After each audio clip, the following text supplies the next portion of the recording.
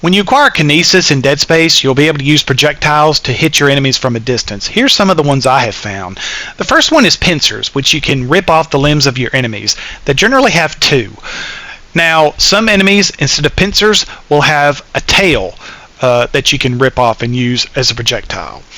Now, when you get into the medical area, you'll find these metal rods, which will impale most smaller type enemies with one hit. You can also find a lot of them in Chapter 9.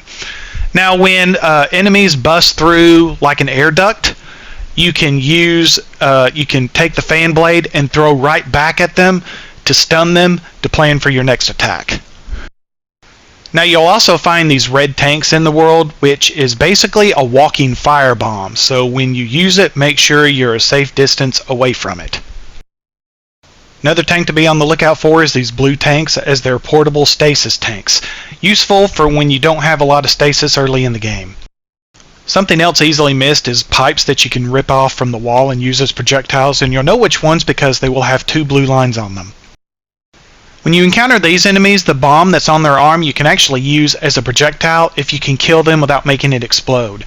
Projectiles help, but if you don't have it, use Kinesis. We'll start to find these firebomb containers in Mission 9, and I'm using both of these to set up a surprise ambush for two enemies that's going to come barreling in. Now, I am playing on hard mode, so this explosive blast would probably kill both of them on an easier difficulty, but on harder modes it will allow you to get the surprise on them and walk away with no damage. Another great projectile is bodies themselves. It'll take a couple of throws to incapacitate an enemy, but it will throw them backwards, allowing you to backtrack as well. So when in doubt, grab a body.